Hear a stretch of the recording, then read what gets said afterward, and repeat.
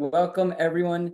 This is a beautiful day because it is our last session for the February 2024 MBE exam.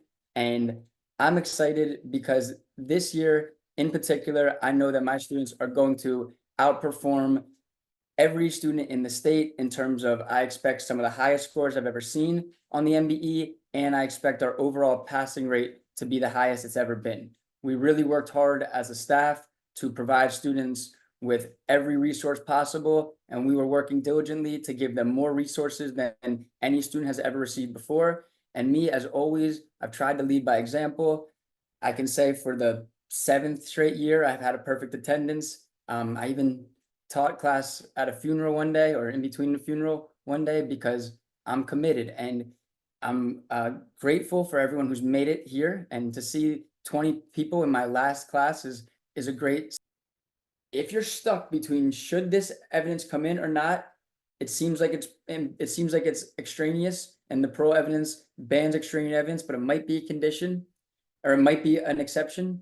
It's probably an exception. I tend to think that on the exam, they usually test the exceptions to the parole evidence rule. So just be on the lookout. Never be black and white. Remember, as I said earlier, every question is an island. You can't take too much from the outside world. You just got to kind of, you're a boxer. You can't like use every combo on everyone. You just got to have them in your arsenal and then be ready for whatever the opponent brings, right? Man, I wish I could, maybe you'll see me be a boxing trainer one day, but right now I'll stick to this. So parole evidence is admissible to clarify ambiguous terms. Other things that could come in to clarify or that are exceptions to parole evidence would be condition to the contract. I'll train anyone in here to box, but they have to be able to run a 6-minute mile, right? Now I sign a contract. Hey, Andrew will train anyone in here to box. Boom, you come to me and you're like, hey, see, look, we signed a contract that you said anyone in here you train to box. And I said, yeah, but I said in class you got to be running a 6-minute mile. You couldn't even, whatever. So in that situation, I would be able to bring in the condition that you had to run the 6-minute mile to be trained by me. So like, even though the parole evidence rule would bar that oral evidence, we'd actually bring it in as exception. So that's a condition to the contract. Or a defect in formation, like it was fraud, duress, misrepresentation, no consideration, like something of that nature. Or clarify ambiguous terms, or show custom and trade usage, or to show an additional term, like I'll train anyone here in boxing and I'll train them in wrestling. I got a lot of skills, right? So we all have skills. I'm not trying to like brag, like I'm not good at a lot of things too. But so I'll train anyone here in boxing and wrestling. And then we just have the contract that says I'll train you in boxing. Well, now we want to bring in the term that said you would do wrestling too. Oh, that conflicts with it. No, it doesn't.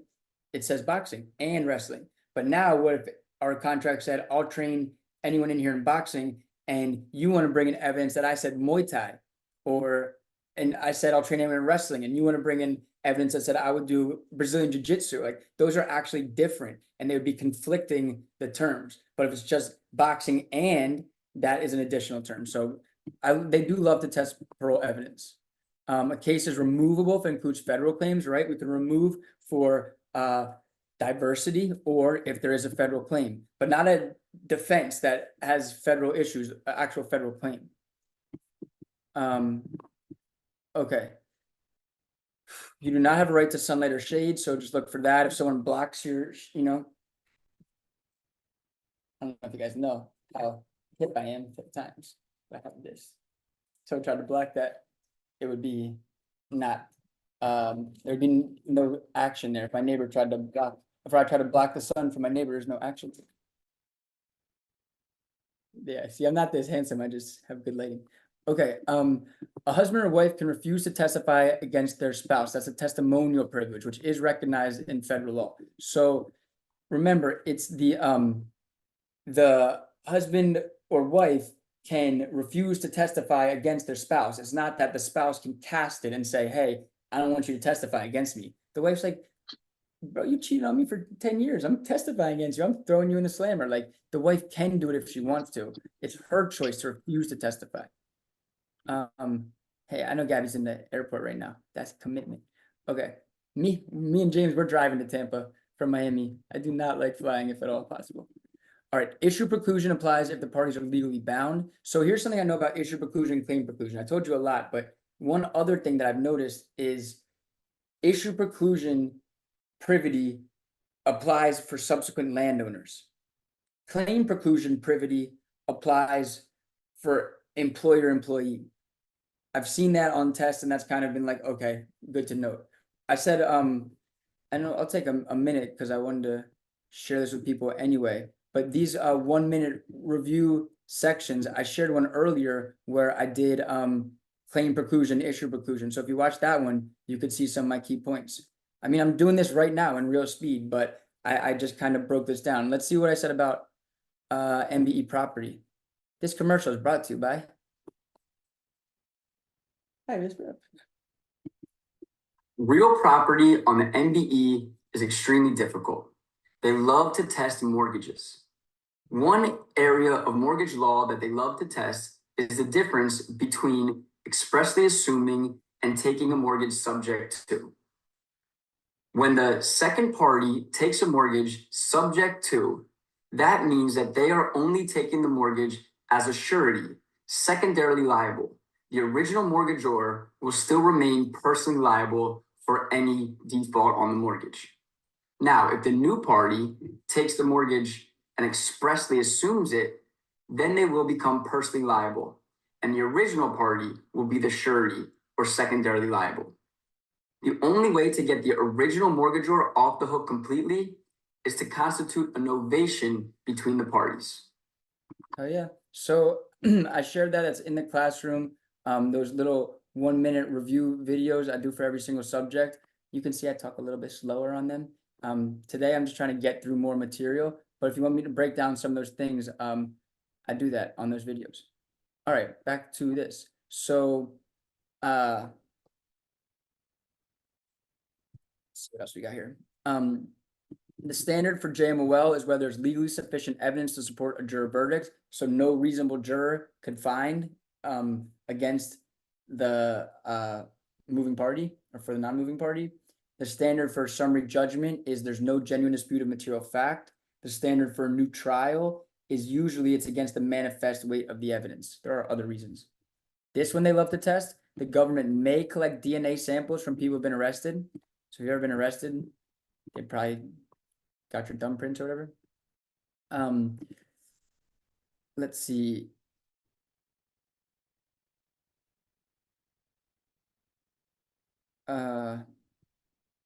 So 12B16, fair state claim, fair state joint and indispensable party, and SMJ. So 1, 6, and 7 can be brought at any time, whereas PJ venue service process of service must be brought in initial response.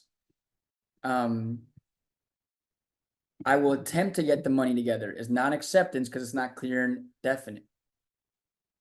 So if a confirmatory memo, and this is what I thought Danny was asking before the recording started, if a confirmatory memo has different terms in the oral conversation, the terms of the memo will control. A confirmatory memo only needs to be signed by one party. So right, Danny, I thought you were asking about that question. What Danny was actually asking about was a question where there's a unilateral mistake, and if there's a unilateral mistake, the non-mistaken party is not liable for correcting the mistake unless they should have known of the mistaken party's mistake and essentially took advantage of them. So in a non-divisible contract, if a party performs and breaches, he's entitled to restitution for the value of the work he performed, right? In a non-divisible contract. So that's like a construction contract. If someone does the flooring and then someone does a side and someone does the roof, you know what I mean? It would be restitution because it's non-divisible. We're just building one house. Now, if it's multiple barns or if it's multiple bathrooms in the house, then we would consider that divisible and you would be able to get paid for, one contract minus any damages, but it wouldn't be restitution. It would be a divisible contract lien. Installment contracts, a non-conforming shipment, there's usually a right to cure, but not if it'll be too late. For instance, promise to deliver flour on Mondays, to bake on Tuesdays, delivery on Wednesdays, as cure is too late. So in this example, they deliver every week, every Monday, but they use the flour on Tuesday. So actually it will be a significant breach because they need it on Tuesday. Usually it wouldn't, but in this particular situation, That's the one thing I really want to impose upon people is it's not the same test you've ever taken before. Don't ever assume it's exactly the same question. Be skeptical, not overly skeptical. Like when in doubt, pick the answer that looks like the answer that's usually the right answer on questions you've done. It has the right language. But like, don't just be like, oh, same clown, different way, pick it. Like, yes, that is going to happen over and over, but don't just pick it. Really look at it and be like, is this really the same clown? Or is this clown's cousin because he's actually expressly assuming that, you know what I mean? Like, don't just be so programmed to pick answers. Like I said, be on red alert on every question, red alert. Like, this is the question that's going to make or break me. Yeah, it looks like that same clown. And yeah, I see him with the green wig instead of the red wig, but oh, you know what? This is actually not, you know what I mean? Like, don't be so tied to what you've done. Be very present. Be very present on like, what is this question asking? Can I just attach this buzzword to that? It looks like I can. Let me consider A, B, C, and D. Ooh, D makes a good point. Nah, that's not a good answer. You know what I mean? Like, check your work. Come on, check your work, people. All right. So an additional term between merchants included is immaterial, knocked out if it's material. On the bar exam, the MBE, whether there will be a mandatory arbitration is on the fence. I call it like Snoopy, he's like on the top of his house, right? Like some things are definitely material, like no damages, like you're banned from damages, or you can't go to trial, or we're gonna do something totally different than we intended. That would be material. Some things are totally immaterial, like yeah, but I'll be shipping a day late, or I'll ship at 2:30 in the afternoon, or yeah, but Tommy's gonna do the intro instead of, well, that wouldn't be UCC, but yeah, the goods will have little bows on them instead of ribbon. You know what I mean? Like something different like that would be immaterial. But the arbitration, whether or not they will go to arbitration as a clause, if that's added, is up to the courts to decide if it's material or immaterial. Okay, you can see it. This is one of the things from the gift box was this. Yes, I can. Right? Yes, I can. I'm honestly using it. I love stress balls. All right. So if a contract stipulates that acceptance must be received by a certain date and is not received, then the contract is not accepted, as the explicit term will override the mailbox rule. Look out for that. There's a lot of things where it's like, the law, the mailbox rule, or let's say the dormant commerce clause. But in both these situations, in a contract, if they expressly say like the mailbox rule doesn't apply here, I need to have acceptance in my hands for it to be accepted, then that would be the case. Or in the dormant commerce clause example, if Congress passes a statute that expressly authorizes a state to enact legislation that would otherwise violate the dormant commerce clause, they're allowed to. If the principal lets the kid get out of class, then the kid's allowed to get out of class. Kind of think about that. The contract express terms will kind of override the traditions of the law, and the federal government will override the state impositions, in the sense that sovereignties are part of an overall federal nation. Okay.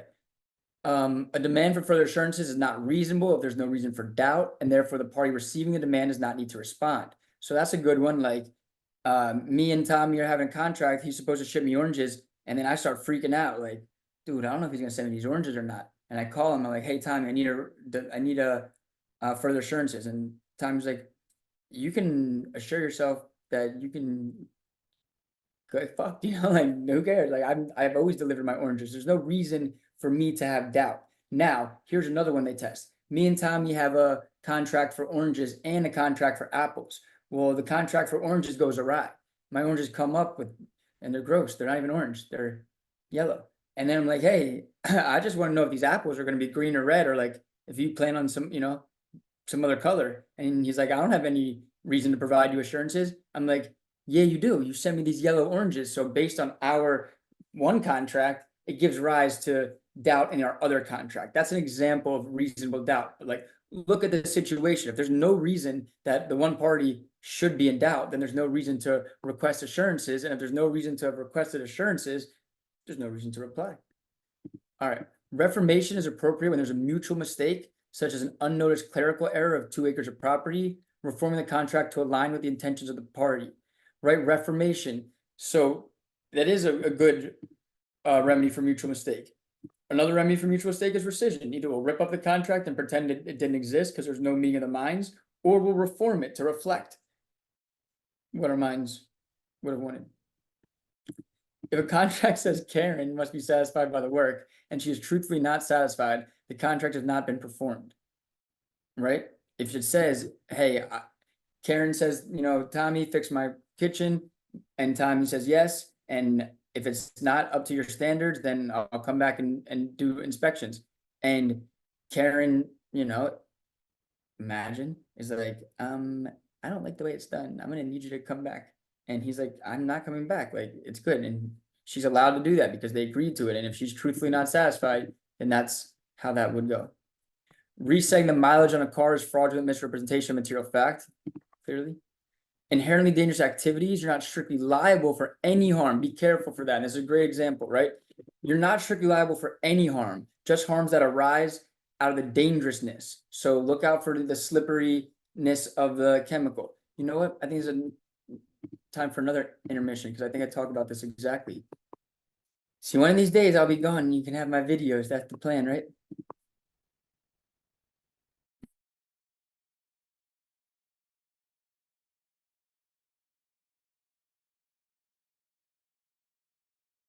Andrew, we can't hear it.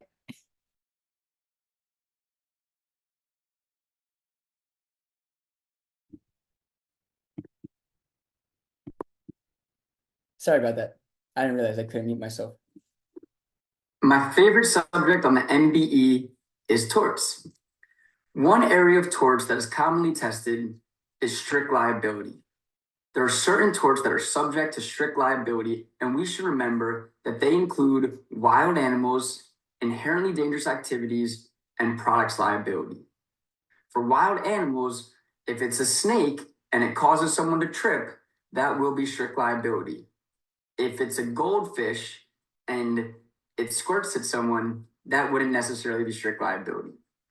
Inherently dangerous activities, the injury needs to occur as a result of the dangerous propensity, such as the toxicity of the substance and not necessarily its slipperiness. And then for products liability, look for a design defect, a manufacturing defect, a breach of express warranty, failure to warn or ineffective warning, or the implied warranties of merchantability and fitness for a particular purpose. So I can confirm that Rosie, who will eat anything, won't even eat a Smartie. Yeah, she won't even eat a Smartie. That's not good. It's kind of a crazy thing it's called Smarties and it's literally just a circle of sugar. But anyway, we're not here to get the famous Smarties. All right, let's go back to this. So, see, inherently dangerous activities is, as I said, a seller of cement is not liable for the buyer improperly mixing the cement if the buyer is an expert in the field of construction. Sure. A reasonably bright 12-year-old should be expected to read. So that's another thing, right?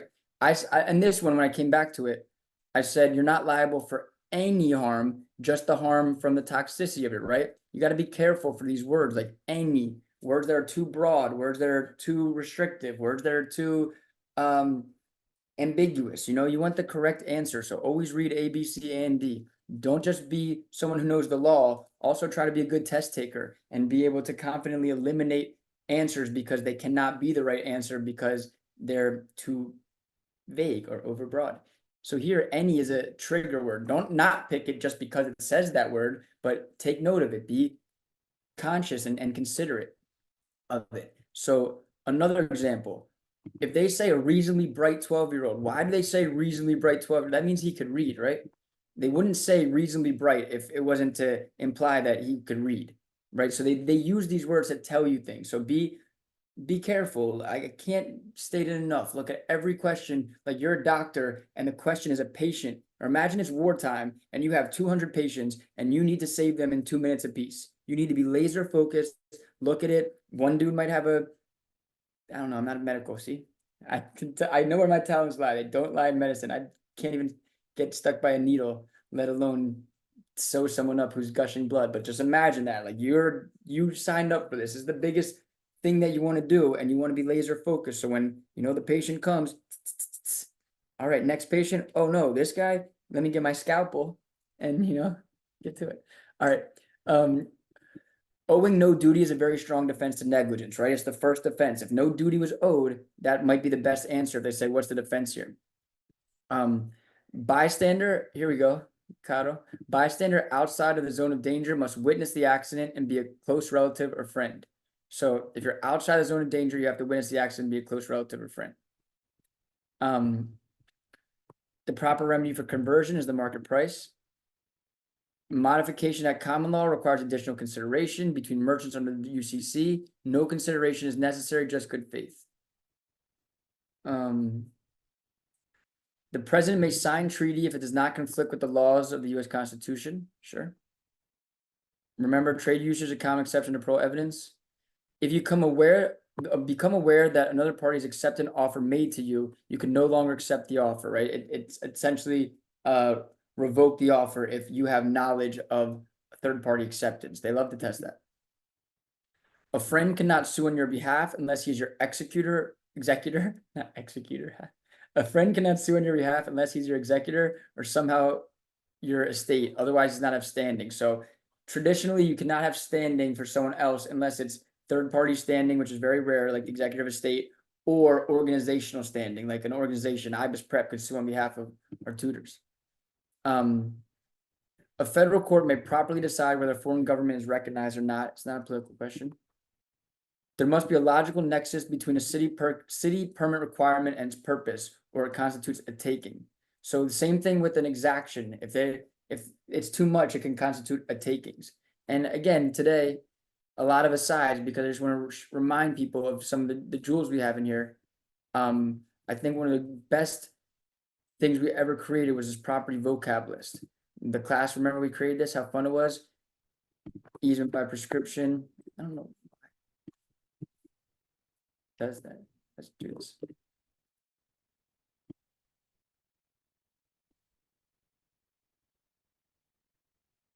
I don't know why that's the case. But anyway, we made this list, and easement by prescription is going to stand alone. But like easement pertinent, easement in gross, easement by prescription, easement by necessity. This is a really awesome list that the class made. And like, what's the difference between springing and shifting executory interest? A springing interest is an interest in property that springs when a specified act happens. The property springs interest from the grantor to the third party, where shifting executory interest pertains to legal interest in a property that shifts from one party to another based on the occurrence of a specified event or condition. So it shifts from grantee to a third party, right? Here we go, exaction. The regulation is a taking of the government. Whether the regulation is a taking of the government depends on whether the exaction that lacks a nexus with the legitimate state interest or lacks proportionality of the project's impacts. A requirement that the developer provide specified land improvements, payments, or other benefits to the public to help offset the project's impacts. So that's what an exaction is, right? And an exaction could be a taking. The regularization of taking, the government demands an exaction that lacks a nexus with legitimate state interest or lacks proportionality of the project's impacts, right? Profit is taking minerals from the land. Cumulative zoning ordinance creates a hierarchy of land use. Land that is zoned for particular use may be used for the stated purpose or for lower use. So typically there's 3 zones: industrial, commercial, residential. If you're cumulative zoning and you're zoned for industrial, you're also zoned for commercial and residential. If you're only, regular zoning and you're industrial, you can only do industrial. That makes sense. BFP for value and good faith, for sure. Life tenant versus remainder man. Remember, they tested this a lot, that the remainder man pays the principal of the mortgage. The life estate tenant,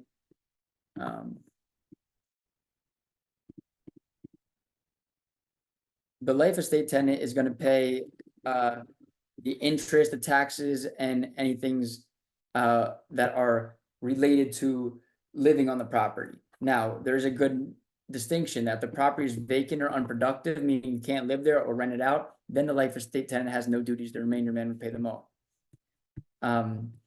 Novation, right? parties are released. Horizontal privity is like between the covenanting parties, like grantor, grantee, landlord, tenant, mortgage or mortgagee, where vertical privity is successors. They say vertical privity is required for the benefit of a covenant to run with the land, but horizontal privity is not. They've relaxed that a little bit, the privity requirements, but just so you know, to recall, real covenant versus equitable servitude. A real covenant is remedied by money. An equitable servitude is remedied by equitable relief. And for a real covenant or equitable servitude to run with the land, there has to be notice, intent, and touch and concern of the land. And then for the benefit or burden of a real covenant to run with the land, certain privity is required. It's kind of a simplified way of understanding that. See, a wild deed, a recorded deed that's not in the chain of title because a previous instrument connected to the chain of title was not recorded. A wild deed will not provide constructive notice to later purchasers of the property because subsequent BFPs cannot reasonably expected to locate the deed while investigating the chain of title to the property. Pretty solid. Lapse. Whoever did this didn't follow my directions, but I know who did it. And then tacking, combining time from adverse possessors to meet the statutory period. And retaliatory eviction, they like to test this. I just added this. When a tenant makes a reasonable claim against the landlord and as retaliation, the landlord evicts the tenant. This is not allowable. So I really think, you know, in my Florida class, I was telling them the other day, like, we've done so much more this administration for you all than ever before, and we've had the best passage rates for years now. So there's no reason why we shouldn't have near perfect passage rates. I feel the same about MBE. We've always traditionally been one of the best companies in the country in terms of our passage rate on the MBE. And this administration, we've done more than ever. One of the things that we did was this sheet, this vocab sheet, because it really helps a lot, right? Expressly assume, subject to, pure notice, race notice. These are important. Let's go over this one real quick. Last thing from the sheet. So race, one of the three types of notice jurisdictions that gives priority of title to a party that records a claim first. If you're in a race jurisdiction, the rule is the first to record will prevail. This is the minority of jurisdictions. Race jurisdictions are important because even if the other party had notice of an earlier unrecorded claim for the property, if they come in second, they lose. So race notice, another one of the notice jurisdictions. However, this one gives priority of title to the party who records first, but only if the party also lacked notice of the prior unrecorded claim on the same property. Race notice jurisdictions bring in the concept of the bona fide purchaser. A bona fide purchaser is a purchaser who pays valuable consideration and takes without notice. Again, in order to prevail, you need to be a subsequent bona fide purchaser who lacks notice of the earlier claim and recurred first. Whereas pure notice, a subsequent bona fide purchaser will prevail. Bona fide purchasers are ones who take for value without notice in good faith. Ownership of property is awarded to subsequent bona fide purchasers. A subsequent bona fide purchaser is a person who obtains a property for value without notice. Right? Awesome. Okay, so I really think that this sheet could really help everyone, and like just one of those things you could read over in 20 minutes or less, 30 minutes or less maybe, and get every single tough vocabulary word on the MBE. So I think that's a really helpful piece. All right, so you can see me and the student went pretty hard on this cram guide, and let's see. Congress may delegate its rulemaking authorities to federal agencies as long as the principles are intelligently provided. Sure. If there's a springing executory interest in a third party and B dies, the interest still exists as B's heirs will stand in his place, right? So think about that with real property, that the heirs could still take a springing executory interest even if they die, if their person who's supposed to take dies, because in real estate, the heirs stand in the shoes of the party. So this is just one example of, what a student and I did and how this results in a passing score on test day. You just, made our own cram guide. But if you didn't make your own cram guide, you could refer to his, or even more reliably. And that cram guide I wrote, it was one of those situations where the student more dictated and I I kind of typed it up so you can see it. It is kind of in my style. We have these cram guides. So I'm gonna take a moment and go over this one. This one was a cram guide that was shared with me by a student.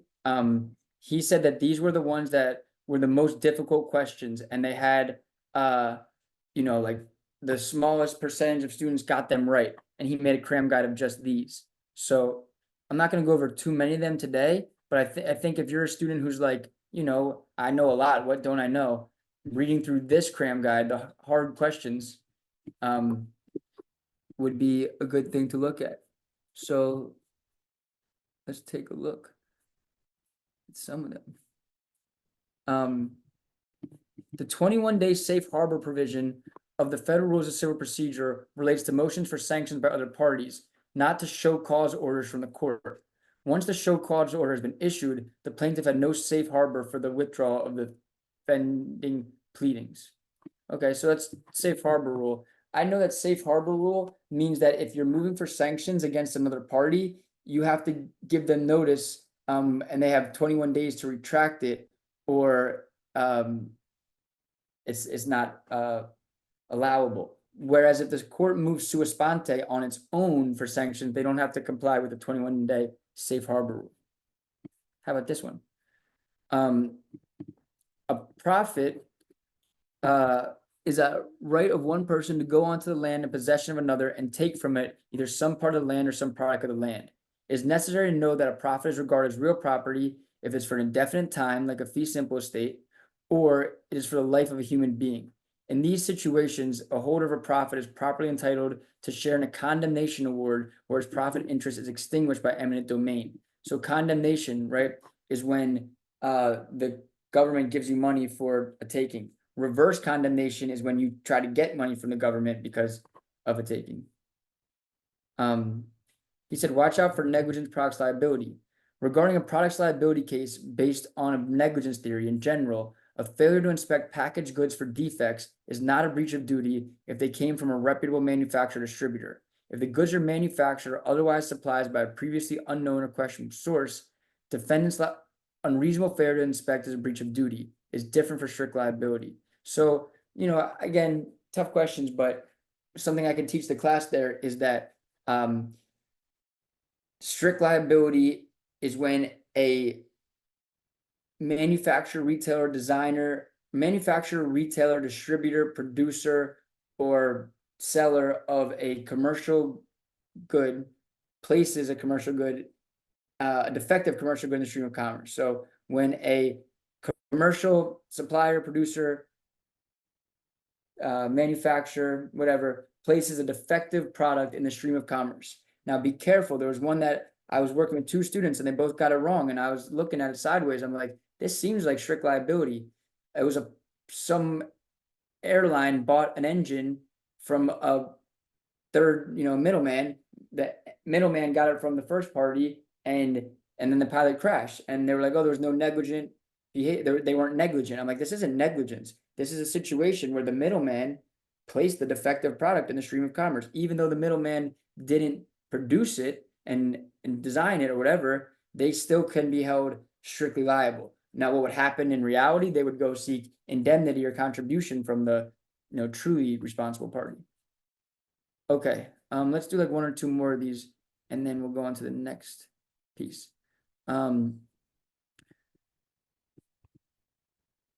Watch out for parties with a valid contract asking for reliance damages. They will not be entitled to them because they have a right to expectation damages. I think that's fair. Like, expectation damages are your first line of attack, right? If you can just get expectation damages, then that would be the most appropriate form of relief. Again, a life tenant is generally obligated to pay current expenses related to the property, such as mortgage interest. The remainder man is responsible for paying mortgage principal. See, that's on the hard questions. I think I've done a really great job this year of hammering down some of these points in people's minds that you won't even think of that as a hard question when you see it on the test, but that is probably a hard question. And then finally, because I love dogs, family pets would be permissible in a single family residential district, barring any other animal ordinances. Family pets often include dogs, cats, fish, rabbits, and small rodents for cages. Okay. So I don't really know what he's talking about there. Look for farmers using chemicals that are commonly used in that area, and then not strict liability. Here, the farmer is not strictly liable for the harm because using herbicides on his farm in his usual course of business is not an abnormally dangerous activity. However, crop dusting is an abnormally dangerous activity. So anyway, you could see this is a sheet that a student made that is for hard questions only. So if me reading some of these things is only confusing you, don't work on it. Remember, this is a low-hanging fruit test. You want to do the easy questions. But I just wanted to share this with some students who might feel that, this could help them. Here, the least accurate answer is unconstitutional for the government. Oh, I'm not going to get into that. So, yeah, that's his hard questions that I think could be helpful. Now let's go over some specifics from some of the cram guides we've already done. So if a man has beware of dog signs and a neighbor knows the dog is vicious, and then one day the neighbor goes on the yard to retrieve a shovel and the dog attacks, the man is not liable because the neighbor knew the dog was vicious, right? If there's all these things that are warning you of the dangerous dog, and then you still assume the risk by going on the property, then the neighbor won't be held liable. The best defense a mentally disabled person has for not committing battery when they struck someone is that they did not know they were striking a person. That's fair enough. Is there anyone out there that can help me? Caro, are you with us? Yeah, I'm here. All right. Can you read to the class these three? I'll be right back. I have to grab something and then see if we have any thoughts or discussions about it. Under pure comparative negligence and joint several liability, you can recover up to the amount that you were not at fault. So if you were 33% at fault, you can recover 67% from any of the joint and severally liable defendants. Innkeepers, which are hotel owners, are said to have the highest duty of care, but if they take reasonable precautions against the party and one of the guests throws an ashtray over the balcony and it hits someone, the hotel is not going to be liable. Truth is a complete defense to defamation. If someone says that you wear dresses at home and you do that, then truth is a complete defense to that defamation claim. What do you think, Caro? Are there any discrepancies there, or you think those are reasonable thoughts that speak for themselves? Yeah, this is MBE, so I won't even mention the Florida negligence. Definitely not. Okay, so a child doing an adult-like activity, like driving a motorcycle, will be held to the adult-like standard of care. Like, look out for that. A snowmobile, a motorcycle, a boat, he's not going to be able to get away with it. One thing that I learned from when I took the test in California, I remember, was the question about the skier, right? Will an amateur skier be held to the duty of care of an ordinarily prudent amateur skier or an ordinarily prudent skier? The answer is an ordinarily prudent skier. You do not get a lower duty of care for being an amateur. You will get a heightened duty of care for being an expert. So let's see. Negligent misrepresentation is usually limited to pecuniary loss unless it involves physical harm. So look out for that for a misrepresentation claim. There has to actually be damages, pecuniary loss, or we don't really have a claim. If a person directs another person to cut down a tree on a neighbor's property, both are liable for conversion. So in my experience, when you have a general contractor and a subcontractor, most of the times on the bar exam, they can both be liable under a theory of a non-delegable duty, especially if it's like contract work on a public sidewalk or something. Even if the subcontractor is the one who does it, the general contractor, the owner, let's say, can usually be liable, especially if they directed them to do it. Now, of course, like I said, every question is a new question. You got to totally look at it. If there's clear facts that would relieve the general contractor from liability or the owner from liability, then, lean to that. But if you're totally in doubt and you're like, I'm not sure if they're both liable, from my experience, tend to lean towards both parties being liable. You also want to look for like All right. apparent authority in a So- situation like that. Yeah, apparent authority, such as like if they pull up and they have the Ibis Prep logo on their bus, and then they probably work with Ibis Prep, and then yeah, there could be an apparent authority answer. Excellent. Okay.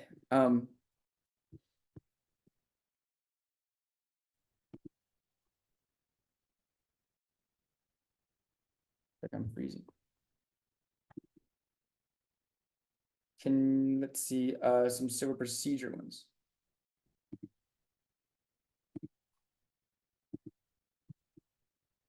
Hey, Caro, Yeah. can you read the first Can you zoom in a little bit?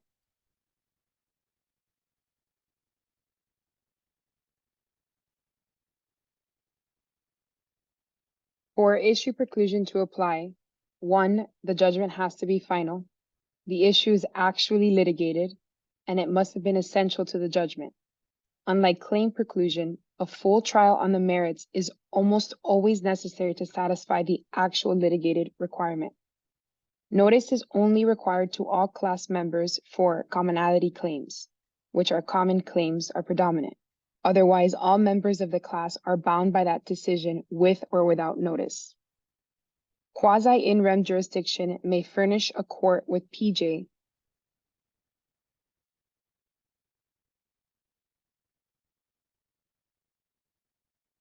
under the FRCP Rule 13 provides for both permissive and compulsory counterclaims. Rule 13b allows assertion as a counterclaim at the defendant's discretion of any claim that is not compulsory. No claim is too far removed from the subject of the plaintiff's claim to be allowed as a counterclaim. A counterclaim is only compulsory if it arose out of the same transaction or occurrence as the plaintiff's claim. In order to be brought, the claim must have had an independent jurisdictional basis and must meet the jurisdictional amount requirement. Excellent. So for that one, remember, permissive counterclaims need to arise at the same transaction or occurrence, but they don't need to be brought. Compulsory counterclaims can either be, compulsory counterclaims need to arise at the same transaction or occurrence, but there's also permissive counterclaims. Let me say that. Cross claims are always permissive. So if A sues B and C, and B has a cross claim against C that's out of the same transaction or occurrence, it can be brought, but it doesn't have to be brought. But it can only be brought if it's out of the same transaction for occurrence. So for cross claims, they're always permissive and they must come from the same transaction or occurrence. For counterclaims, they can be compulsory or permissive. If they're from the same transaction or occurrence, they are compulsory, meaning they have to be brought then or they're waived under claim preclusion. There's also permissive counterclaims, which do not arise out of the same transaction or occurrence, but they could be brought just because they're between the same parties. So that could be confusing for people. Let me restate it. Cross claims are always permissive and must arise out of the same transaction or occurrence. Counterclaims can either be compulsory or permissive. They're compulsory if they arise out of the same transaction or occurrence, and they're permitted if they don't. Hopefully that made sense. All right, I think this is good to read CAFA because, just want to hear it one time, and hopefully if you see it, you can get that answer right. The Class Action Fairness Act of 2005, CAFA, permits federal courts to preside over certain class actions in diversity jurisdictions where the aggregate amount in controversy exceeds 5 million, where the class comprises at least 100 plaintiffs, and when there's at least minimal diversity between the parties. At least one plaintiff class member is different from at least one defendant. CAFA also directs courts to give greater scrutiny to class action settlements, especially those involving corporations. Judgment in class action is binding on all those whom the court finds to be members of the class. However, any person has the right to exclude himself from the class if he notifies the court to that effect prior to the date specified in the notice of the class action. This is known as opting out. So you see, civil procedure is pretty tough. All right, this is a good one right here, relation back. Relation back only applies when the original pleading and the amended pleading fall under the same conduct, transaction, or occurrence. To determine whether an amended pleading falls under the same conduct, transaction, or occurrence, courts will look at whether the defendant had notice upon reading the original complaint that an amended pleading would include the allegations in the amended pleading. Relation back can be appropriate to amend a mistake, but not a strategic decision. Like if they knew about they sued the wrong person and they just didn't choose to do it, you're not going to be able to relate back. If they mistakenly sued the wrong person, then you would be able to relate back. Under Rule 50, a court must let the jury's verdict stand if there's a substantial evidence, more than a scintilla, supporting the verdict, assuming that the jury resolved all disputed issues in the widow's favor. So if there's any evidence supporting the verdict, they're going to have to let it stand. The general rule in federal court system is that the Court of Appeals has jurisdiction only over final judgments. When in doubt, consider this, that they only can appeal a final judgment. There's some interlocutory matters that can be appealed, such as certification of a class action or denial of an injunction or the collateral order doctrine, but mostly everything else, like denial of summary judgment or something similar, would have to wait until there's a final judgment. So when in doubt, that's a stronger answer, that there's no basis for appeal, no jurisdiction for appeal, because there hasn't been a final judgment yet. Let's see. Under Rule 8C, contributory negligence is an affirmative defense that must be pleaded. Federal law governs transfers of venues. So, you know, the Erie Doctrine, make sure you're competent on that. We're going to apply state substantive law, federal procedural law. Under Claxon, we'll apply state choice of law. Some procedural issues are, you know, transfer venue, whether or not you must submit to a expert, whether or not you have to submit to evaluations, the order of the witnesses, things that are very procedural. Claim preclusion is procedural, right? Preclusion is procedural, but the procedural way of examining it is by applying the procedural or the preclusive effect of the state court. So when it comes to claim preclusion or issue preclusion, it is federal, but the federal application will be what the first court would have ruled, whether the first court is federal or state. So you look at, in a preclusion case, what did the first court rule and what's the preclusionary effect of that? And that's the federal procedural application. If that flew all the way over your head, it's fine. If that really resonated with you, that's even better. Just know, low-hanging fruit test. Although a TRO is not immediately appealable, once it extends beyond the time permissible under Rule 65, which is 14 days, it is to be treated as a preliminary injunction and is immediately appealable under 28 USC. I'm not sure if Nico is here, but hopefully that resonated with him, because I asked him that in the boot camp and he was a little upset I asked him such a hard question. 48B permits the verdict of a jury of fewer than 6 jurors only if the parties agree to it. The federal removal statute provides that a case may be removed by the defendant or the defendants. Courts have uniformly interpreted that language to mean that plaintiffs cannot remove. Look for a very convoluted fact pattern, and then the plaintiff tries to remove. One thing I highly recommend on civil procedure questions is to draw a V. Write the parties, the plaintiffs on one side, draw a V, and the defendants on the other side. Write where they're domiciled. If they're a corporation, it's their principal place of business and where they're incorporated. And then, you know, try to go through the question. And then when it says who tries to remove, you know, draw under them, trying to remove, question mark. Oh, shoot, they're a plaintiff. They can't remove. Just keeping things straight on your paper will really help.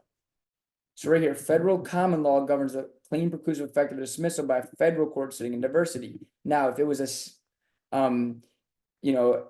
state court sitting in diversity, right, or a federal court in a state, let's just say it was a state court and now it's a federal court, or state A and now it's state B, you will still apply the claim preclusive effect of the first court it was tried in. It's a procedural issue, but you're going to use the effect of the first court and see if it's going to be precluded in the second court. So if the first court was federal, you use federal preclusionary effect. If the first court was state A, you'll use state A's preclusionary effect. That's the federal interpretation. A jury trial may be demanded in a pleading. The standard for summary judgment, where there's no genuine dispute to any material fact, so that the moving parties entitled to judgment as a matter of law. Right, the extension of a TRO gives it the effect of a plenary injunction, which is immediately appealable.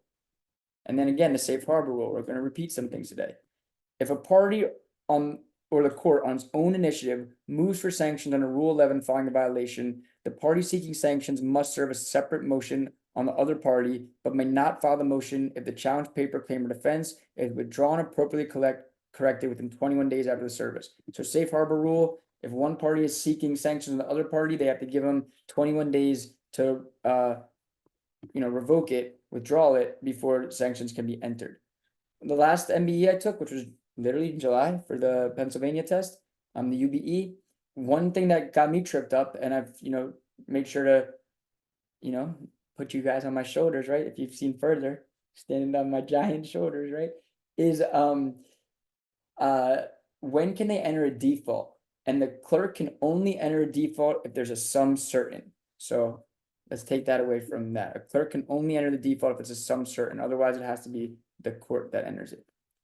All right, so great job with PD's cram guide. I hope you guys are just taking away some things. The point of today, just take away a few things, and then that's it. Let's see. So there are exceptions to the parole evidence rule when evidence is offered for the following purposes: to aid in the interpretation of existing terms, to show that a writing is or is non-integration, to establish that an integration is complete or partial, to establish subsequent agreements or modifications, to show that the terms are the product of illegality, fraud, duress, or mistake, and to show a written agreement is contingent on a condition precedent. So be careful for the parole evidence rule exceptions. A UCC firm offer rule is irrevocable offer if made by a merchant, signed, explicitly giving an assurance that be held open even without consideration. So I want to show everyone this. I know it's from the Florida course, but this is from Grace, who already passed MBE. She bifurcated, let's say, the test and split it up, and she crushed the MBE. Now she's, hopefully going to do well in Florida.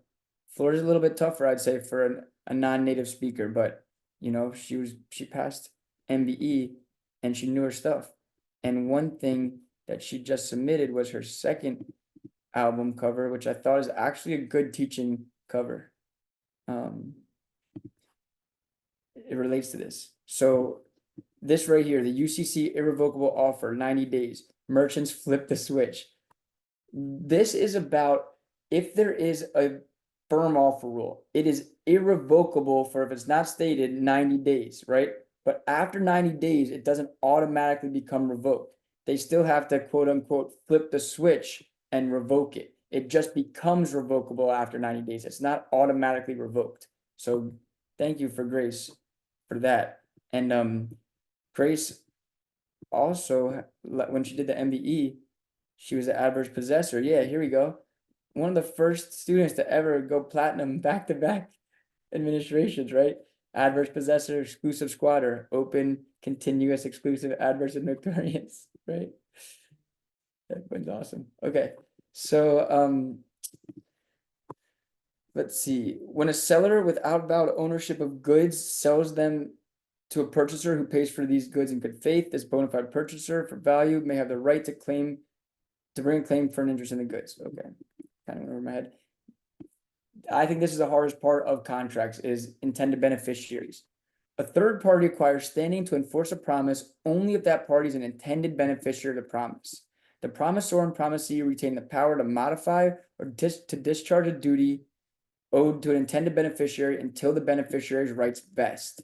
The beneficiary's rights will vest if she manifests an intent to or materially changes her position in justifiable reliance on the promise before receiving notice of discharge. So their rights will vest if they, rely on it and,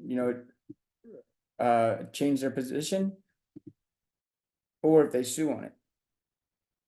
Okay. If a man accepts a gift and the receiver gives the man a gift, but there's no offer and acceptance, They're two different gifts, and there's no bargain for exchange. This is like the butterfly question. I'll give you a butterfly. And he says, because you have given me a butterfly, I'll give you caterpillars. Like, we just gave each other gifts. We never had a bargain for exchange. It wasn't like in exchange for the butterfly, it was just like two people giving each other gifts.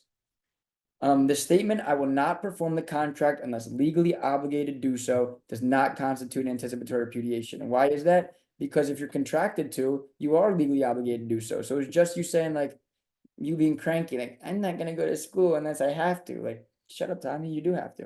All right, fine. You know, like, it's not a anticipatory repudiation. Once a minor who enters into a contract reaches the age of majority, the minor can ratify the contract or invalidate the contract which was previously voidable. So the contract price, if they do ratify it, will be at the ratified price, not the agreed upon price originally. Restitution, when one party is unjustly enriched, the other party receives restitution to return the ill-gotten gains. So I had a student in my boot camp say she didn't know what that meant, ill-gotten gains. And I'm like, of all the terms that my students don't know what they mean, how could it be ill-gotten gains, my rapper name? So let me explain restitution to ill-gotten gains one more time. So think about a deposit situation. Tommy gives Johnny $1,000 deposit to go to be his tour guide. And then, you know, it ends up being a huge storm and there's no tours available that day. Well, shouldn't Johnny be able to recover the $1,000, right? Tommy gave Johnny $1,000 deposit, act of God, force de majeure, whatever it may be. There's no touring possible. So now he's just keeping the $1,000. That's pretty messed up, right? What has he received? Those $1,000 in his pocket. He didn't even do the tour. Why did he get that $1,000? What does he have in his pocket? He has $1,000, which we consider ill-gotten gains. They weren't gotten healthily, right? In a healthy manner. They were illy gotten. That's why it's called ill-gotten gains. So what would we need? We would need an act of restitution.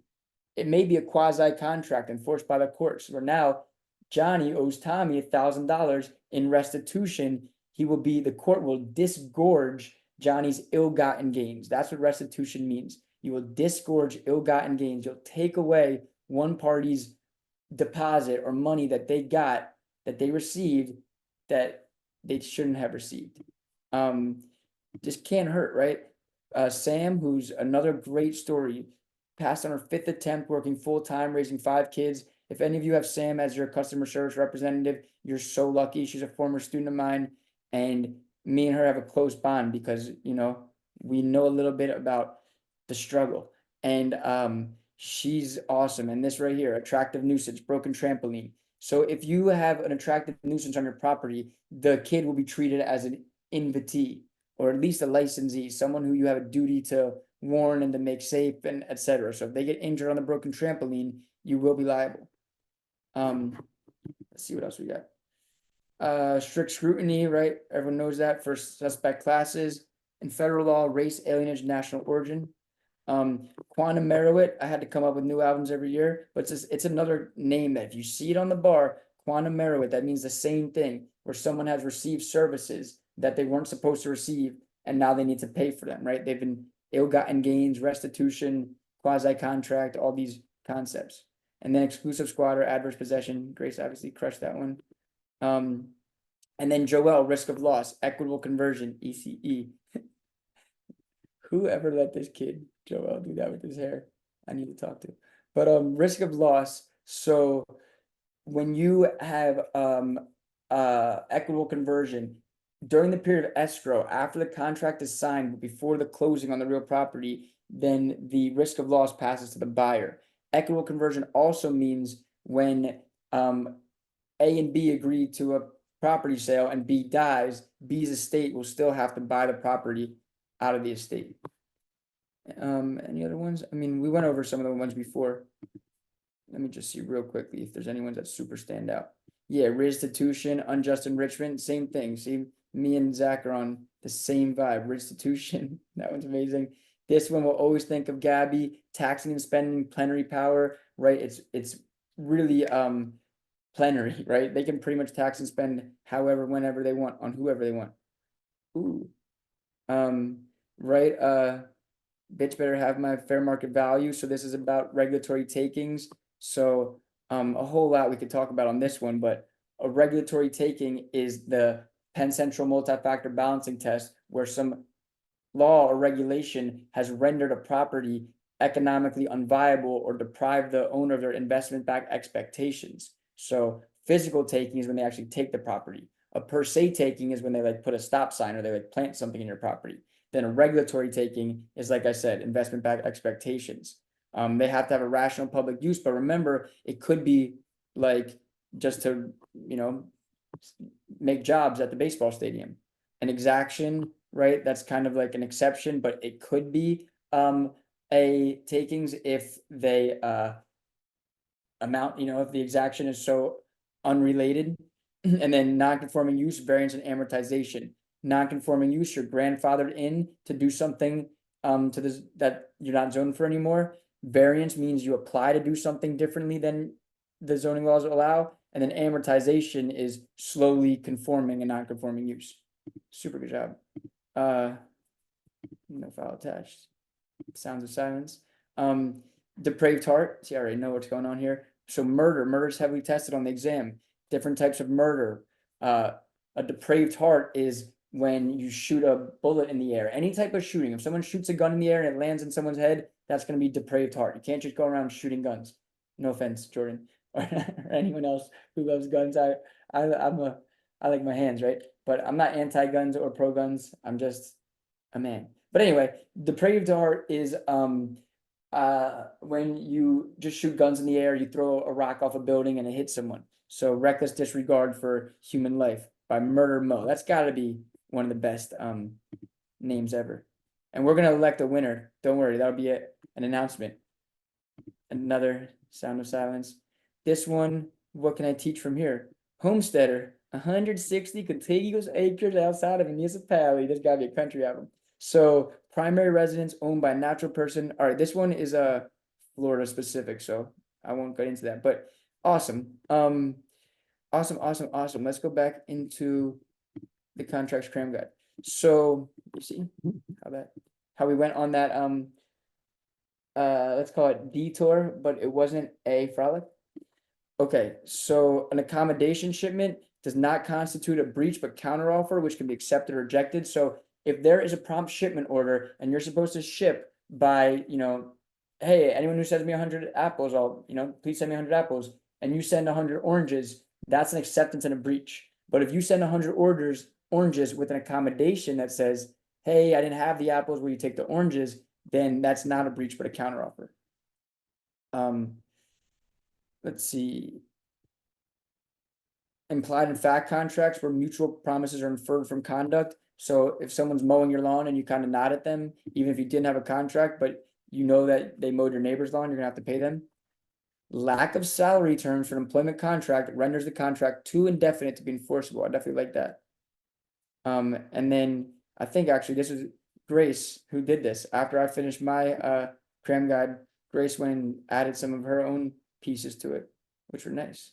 They love testing this, the difference between duress and undue influence. Duress is a threat. Undue influence involves a special relationship between the parties. Unconscionability, substantive, is based on price alone. Price may be considered excessive, for example, if it's set approximately 2 or 3 times the market price of similar goods. The crux of this determination is that the set price is so far from the market price that's unconscionable. And then procedural is some form of unequal bargaining power between the parties. Procedural unconscionability is a lot like undue influence, but undue influence is a special relationship. Procedural unconscionability is unequal bargaining power. All right, let's see. I hope you guys are having as much fun as I am today.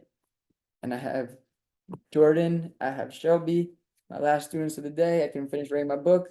Then I have 1 or 2 more students on Monday, Tuesday. And then I am unemployed. All right, for like a week, not even for like 3 days. Okay, so let's talk about criminal law. So a person is guilty of attempted murder when she takes a substantial step, more preparation towards completion of that crime with the intent that the murder take place. Strict liability, statutory rape and offenses, regulatory nature intended to prevent public harm. For example, laws about food safety levels or likely strict liability. Receiving stolen property is the knowing receipt, concealment, or disposal of stolen property. A person is guilty of attempted receipt of stolen property when she takes a substantial step more than mere preparation towards the completion of that crime with the intent the crime takes place. Remember distinguishing larceny by trick and false pretenses. Larceny by trick is obtaining possession, where false pretenses is actually obtaining title. But if they obtain cash, that actually constitutes false pretenses, because by having the cash, it's like a bearer instrument you have title to. You cannot rob a sleeping person. He must be aware of the force. That would amount to larceny. The majority rule is there's no duty to retreat when under attack, and instead you're allowed to defend yourself with reasonable force.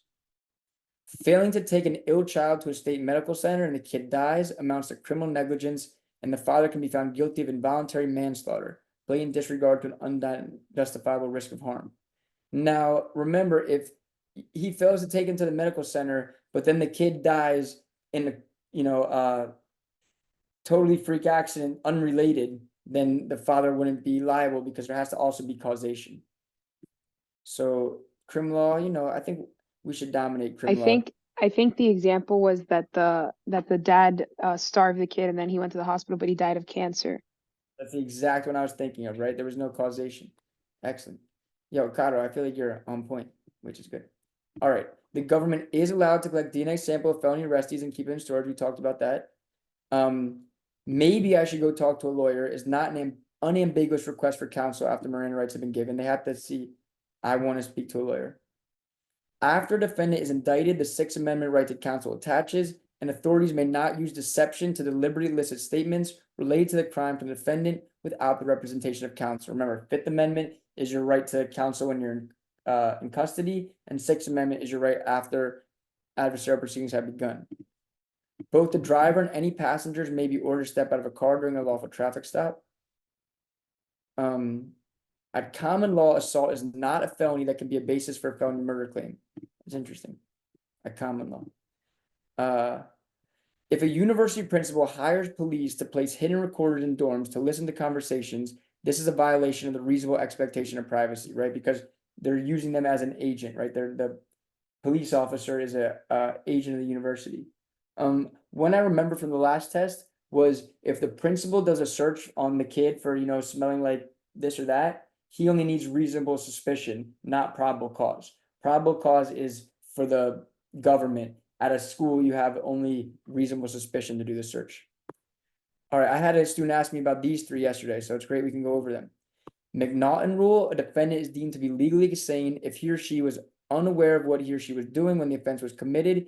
Even if the defendant knew what he or she was doing, that defendant was incapable of understanding that they were doing was wrong. So like, if I was squeezing someone's neck, but I thought I was squeezing, what's something squeezy? One of those pool noodles. A stress ball. Yes, exactly. Where's my stress ball? Does anyone have a neck I could borrow? No, right? So if I was squeezing someone's neck, but I thought it was a stress ball and I squeezed them into oblivion, then that would be under the McNaughton rule. I would be insane because I didn't know it was a neck. I thought it was a stress ball. The irresistible impulse test is irresistible impulse. It's exactly what it sounds like. Like you just not but for, I'm sorry. But for is the Durham test. Let me clarify that. Irresistible impulse test means you couldn't prevent yourself from doing the thing that you did. The model penal code allows for either McNaughton or irresistible impulse. Either it was an irresistible impulse that you couldn't control, or you didn't understand what you were doing. That would be MPC. It allows both McNaughton and irresistible impulse. It's much broader, and it prohibits psychopaths and sociopaths from using the insanity defense. Now there's also the Durham test. So the Durham test is but for the mental disease, they wouldn't have done it. The irresistible impulse test is they couldn't control themselves from doing it. The McNaughton test is they didn't understand or appreciate what they were doing. And the model penal code is a combination of the irresistible impulse test and the McNaughton. It can be either or. The model penal code does not incorporate the Durham test, the but-for test. This is a good one. There's no reasonable expectation of aerial privacy. Therefore, if a person is growing marijuana in their yard, the police can use a helicopter surveillance to observe the yard without a warrant. There's something I have to correct that I said in one class, and I'm not perfect. I sometimes get mixed up, and I did mix this up on camera, so I have to clarify it.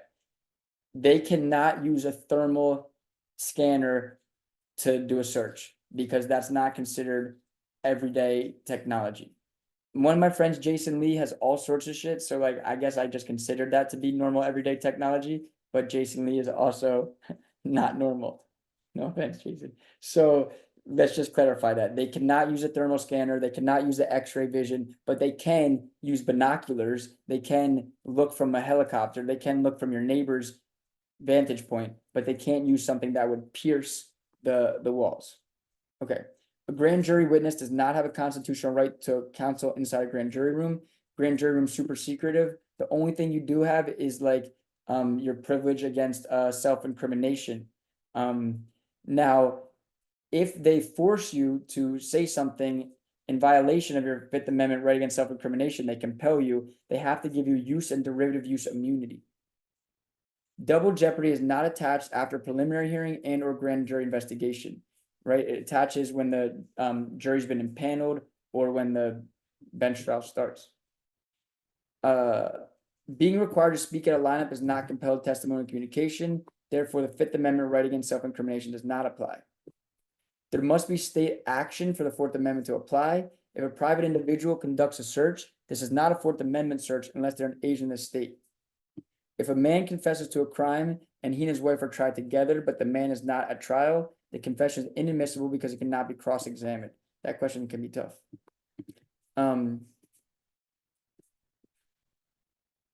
Owning stock in a company or having worked for a company is suggestive bias and reason to strike a potential juror for cause. Lack of capacities and firm defense. Okay, these are just civil trial things, civil procedure. Yeah, I think one of my students put some civil procedure stuff on this. But yeah, in custody requirement for Miranda is not met when a parolee visits a parole officer to answer some questions truthfully, right? These are the little nuances that'll help you. These are why we love the cram guides. Just reading a sentence like that can really help you on test day because you get a question, you're like, oh wait, they don't have Miranda rights at a parole officer hearing or a parole officer visitation. Another example is when the cop pulls you over and he just starts talking to you. You're not in custody yet. You're not in custody until, you know, you're pretty much under arrest or you don't feel free to leave. The standard for ineffective counsel claim is reasonable probability of a different outcome. And the lesser offense of larceny merges into robbery, and thus you cannot be convicted of both for the same act. So the answer would be, what can Tommy be convicted of? Larceny and robbery? No. Larceny or robbery? Yes, you can be convicted of one or the other. If someone's convicted of murder, they cannot be charged with armed robbery arising out of the same event because it's a different crime with different elements. Oh no, they can be, and therefore not barred under double jeopardy. So right, double jeopardy will bar you from the being charged with the same crime again, but not a different crime. You can be convicted of murder and then later armed robbery. And then under the open fields doctrine, open fields are considered outside the curtilage, and even barns are considered open fields. There's no reasonable expectation of privacy for open fields. That's a tough one. The barn, they can search. Police must have probable cause to search a student's backpack and cannot circumvent the Fourth Amendment by making a principal or teacher conduct a warrantless search or search without probable cause for them. So that exactly narrows down what I was saying. The principal or the teacher just needs reasonable suspicion. The police need probable cause, but the police can't circumvent probable cause by having a teacher do it. So that's that. Getting through these cram guides pretty amazingly. And you all knew, as always, class is going to start a little bit late and go a little bit extra. A little lanyard, some lanyard for you. I like to be consistent. That's one thing for sure. All right, let's talk about evidence. Evidence. Ours billed is not a confidential communication that's privileged, or like the name of the attorney or what they were wearing, right? It has to actually be confidential communication. Convictions over 10 years old are generally inadmissible, but may be upon discretion, right? It's the opposite of the 4-3 balancing test. For those of you in Florida, just don't remember that for Friday, for Monday. Mandatory presumptions are not allowed in criminal cases on element of the charged crime. I cannot stress this one enough. This will be a correct answer on test day. Mandatory presumptions are not allowed in criminal cases on element of the charged crime. What's the presumption going to be? That Tommy's dead. Who's going to presume it? His wife. And his wife is going to say, to the best of my knowledge, Tommy's dead. Well, you know what? Tommy's not dead. Tommy's in Tijuana living his best life, and he just told you he was dead and you believed him. But you have to show me the body. We have to have proof of death because, for example, in a homicide case, there cannot be a mandatory presumption that a missing person for a certain number of years is dead. So please, one thing to learn from today, and it's not the only thing, there might be two things, but one thing substantively is look for that answer. Mandatory presumptions are not allowed in criminal cases on an element of the charged crime. Okay, so hearsay and an out-of-court statement proffered into evidence in order to prove the truth of the matter serves inadmissible unless an exception.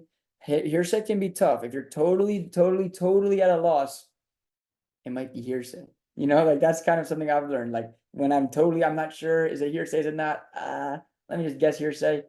It tends not to be a bad guess. Now, it could be an exception, it could be exemption, it could be non-hearsay. Like don't just pick hearsay on every single question. But sometimes when you're on the fence, it actually ends up being hearsay. Let's see, excited utterance is exception to hearsay. For example, if a witness hears someone screaming after physical beating, the utterance is likely admissible. What's a really good clue to an excited utterance? An exclamation point. But it's got to be contemporaneous. It can't be like 20 minutes later they exclaim something. It has to be as they're observing the event. Statements of fact concerning personal or family history contained in Torahs, tombstones, Qurans, or Bibles are admissible hearsay, right? There are exceptions to hearsay. A court may take judicial notice of relevant fact, whether the party requested or not. For example, a court may take judicial notice of what city is the capital of the state. They may take judicial notice that there was a full moon. Remember the standard: must in civil, may in criminal. They must take judicial notice and they may accept it as conclusive. They must take judicial notice and they must accept it as conclusive in civil. Hospital records are generally admissible as business records or regularly conducted activity. Any offer or promise to pay medical expenses is inadmissible or prove liability. That's one of the public policy exceptions, like subsequent remedial measures or liability insurance. We're not going to bring that in to show liability, but we will bring it in to show ownership or feasibility of alternative design. So no recognition of well, they may recognize it, but at common law, they don't recognize the physician-patient privilege. But if they do, it's held by the patient, not the physician. Existing mental state or condition exception to hearsay, for instance, could be, I intend to go to this city on this date, written in a letter. Unavailability of evidence and admissibility of evidence in general is a question for the judge, not the jury. So the judge can consider anything. He can consider hearsay. She can consider, craziness. They're going to determine whether it's admissible or not. Think of the judge as the gatekeeper, and that should be done outside the presence of the jury. The judge should look at all the evidence and decide what's admissible or what's not, and they can consider anything and then give it to the jury after it's been, it's like me when I'm giving you information. I can consider anything. I consider all sorts of sources. When I create an outline or write a book, I'm trying to give you what's good for you. The judge is trying to give the jury what's good for them. But the judge bears a lot. Heavy is the head, right? So a statement made by an opposing party offered against that party is admissible as non-hearsay as an admission by a non-party opponent, right? So exemption to hearsay, an admission by a non-party opponent. Look for that answer. If an employee of a company made an admission or any opponent of the party made an admission, it's different than a statement against interest, which is an exception, not an exemption. Statement against interest requires unavailability. So is a dying declaration. These require unavailability. Dying declarations are only available in civil cases and in homicide cases. There's no such thing as animal machine hearsay. It must be a statement made by a person, not a dog reaction or speed timer. I like that. Statements made for the purposes of treatment and diagnosis are admissible, even if made to a non-treating physician, but they have to be for the purpose of medical treatment, not like if Tommy goes to the doctor and says, Johnny shot me and then stole my chain. The statement that Johnny shot me is explaining the blood. He stole your chain is hearsay. Offers to compromise or inadmissible for public policy's sake. Attorney-client privilege between two former partners. The attorney-client privilege does not apply toward joint meetings with the attorney while in business because they are no longer partners and the meetings were joint. So exceptions to attorney-client privilege could be this: two people who were in a meeting and now they're against each other, or the crime fraud exception where, you know, the client is trying to perpetrate fraud or crime and you can breach the attorney-client privilege in that matter.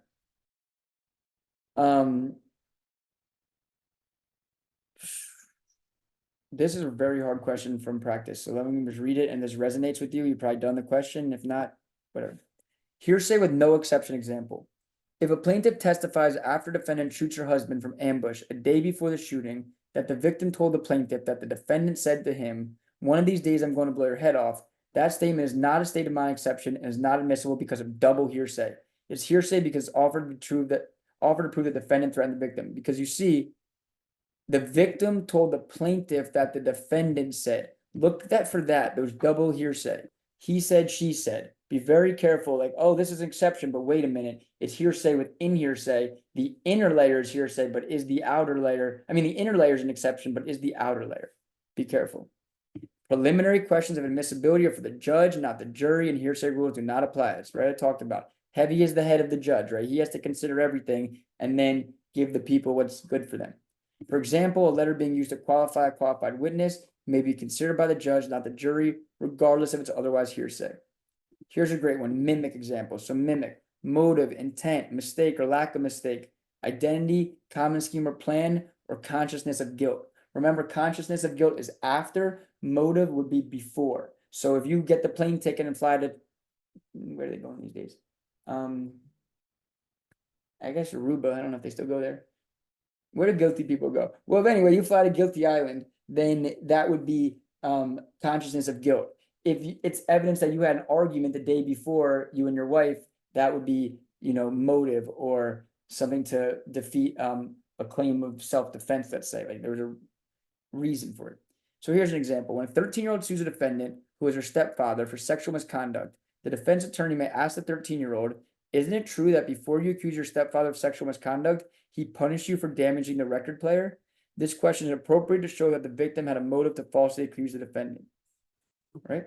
Mimic. It's permissible to allow a witness to view almost any item, even a bowl of spaghetti, even if it includes hearsay to refresh recollection on the stand. However, the item will not be admitted into evidence. There's one tough question where they put something on the stand to refresh the recollection, but then it turned out that that thing itself was actually a recorded recollection that on its own was admissible. So like these questions can be tough, but distinguish between an item that's used to refresh on the stand and recorded recollection. A recorded recollection is a bowl of spaghetti or a newspaper or anything that just like, oh yeah, I remember it was meatballs. It was raining meatballs out there, right? That's something used to refresh, you know, something on the stand. A recorded recollection is something that was said previously, that was accurate when it was made, and you have no memory of it now. We're actually going to allow that in as a recorded recollection. So the item used for refreshment will not come in. The recorded recollection, so long as it meets those constraints, will come in.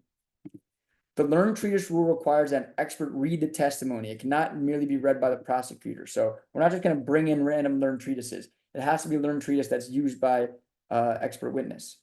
Federal law, we use the Daubert standard to qualify an expert witness. Let's see. State law governs privilege in a diversity action. The rules of evidence do not apply to grand jury. Privilege rules apply even in grand jury. The rules of evidence do not apply to probation revocation proceedings. A witness who is considered hostile but available is still available. A trial judge has broad discretion to control the order in which the witnesses are presented. Lay witnesses may not comment on the reasons behind why a stock price rose or fell because it requires specialized knowledge. Everyone gets that one wrong. Y'all should come to my Series 7 I'm doing for Coastal and for actually National. And I'm going to be doing another class, hopefully bigger than this one, where I'll be teaching the stock market. And you'll see that's specialized knowledge. You can't just be like, oh, you know, Apple should go up in the next 4 months based on my understanding of the stock market, right? Alpha and beta and things like that.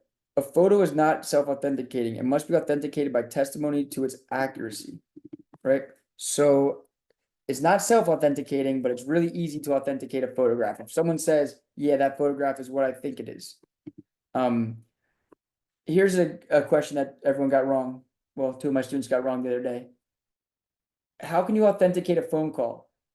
It's not by the person calling identifying themselves. And I had to prove the point. I literally called the person while he was like, wait, I don't get it. I picked up my phone and called him, and he picked up, and I said, hi, this is Tom Cruise. And you know what I mean? Like, if the person calling says, hi, this is someone, they could easily be fraudulent. Now, if you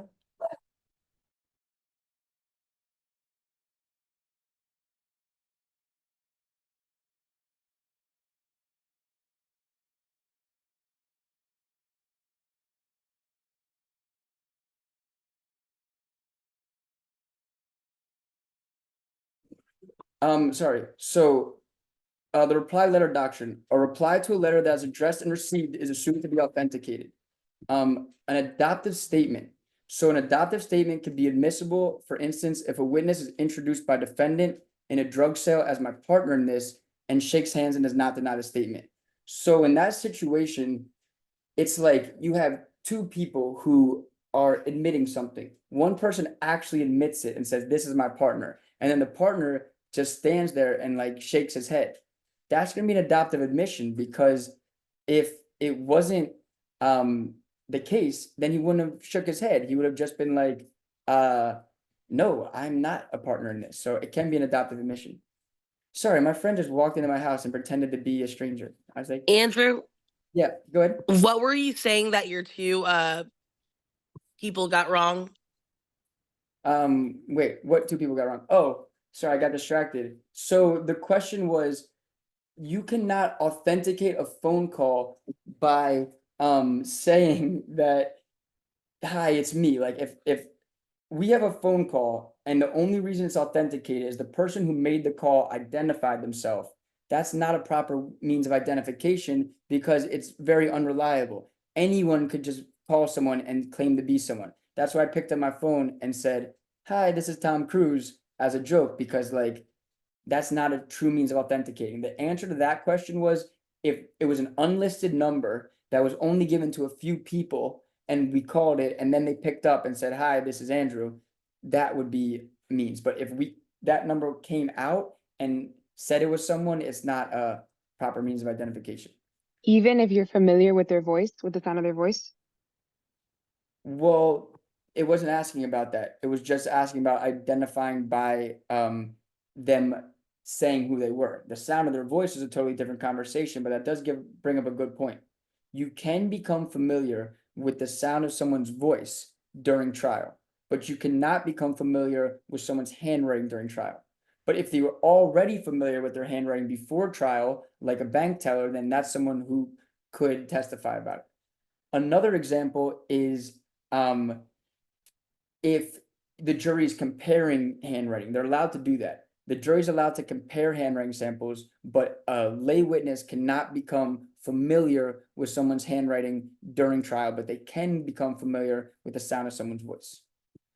All right, let's see. Redirect examination must be permitted only if there are significant new matters raised on cross. Fair enough. A physician who had no previous knowledge of a matter at trial can give his opinion on the injuries just because, you know, it could be relevant. Let's see. Under Rule 615, the judge has no discretion to deny a request from a party to exclude a witness. All right. Let's see. I think this was pretty good on evidence.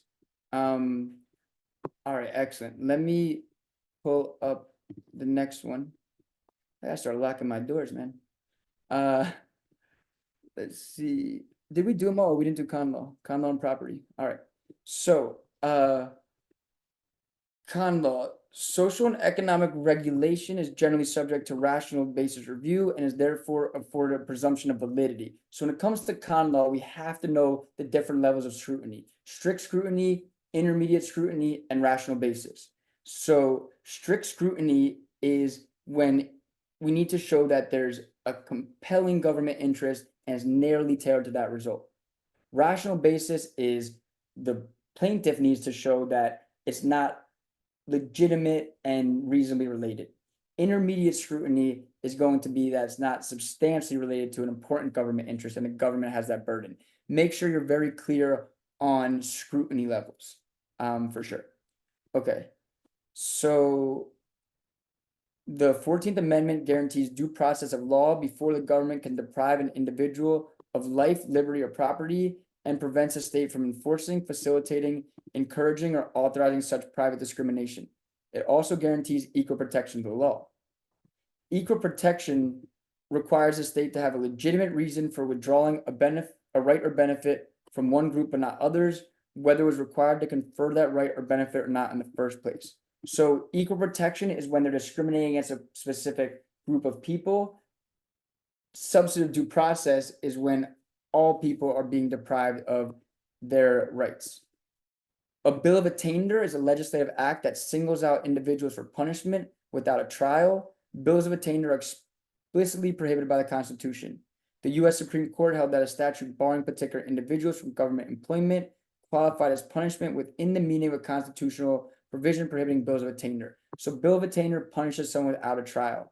We also can think of ex post facto laws, which retroactively punish behavior that was not punishable when it was when they did the behavior, and impairment of contracts clause, which means that the government cannot impair private or governmental contracts. Let's see. The U.S. Supreme Court held that equal protection, the 14th, apply to the actions of federal government through the due process clause of the Fifth Amendment. So this is called incorporation, and then there's reverse incorporation. So equal protection applies to federal acts, and due process applies to state action. So this is the one that's tested heavily. The disparate impact of a law on women without more does not constitute sex discrimination, and thus is insufficient by itself to trigger heightened judicial scrutiny of the law's constitutionality. In order for an ordinance to be considered discriminatory against women, a court must find that the city adopted the ordinance because it would have a disparate impact on women. So this stems from the question where all people in public school have to wear shorts below their knees. Well, most men already wear shorts below their knees. It only is really impacting women. But if the purpose of the law wasn't targeting the women, same thing with religion. If it wasn't targeting a religion, then it's not going to trigger the heightened scrutiny level. It's only triggering heightened scrutiny if it's targeting them. Okay. A state is treated as a person for purposes of federal law and must comply with validly enacted federal laws. Any permanent physical occupation by the government is a taking, and there must be just compensation. This is a really common answer on the test, is the Commerce Clause. The Commerce Clause of Article 1 empowers Congress to regulate economic, commercial activity that in the aggregate has a substantial effect on interstate commerce. So they can regulate the channels, instrumentalities, and economic activities. So growing marijuana in your closet is regulable by Congress. No guns in a school zone is actually anti-commandeering, and that's the state compelling, that's the federal government compelling the state to do something which they cannot do. What they can do is induce them through conditional funding, like we won't do roadway repairs unless you raise your drinking age. They can do that, and it's not a violation of the commandeering clause, but forcing states to enact no guns in school zone laws would be a violation of anti-commandeering. Okay.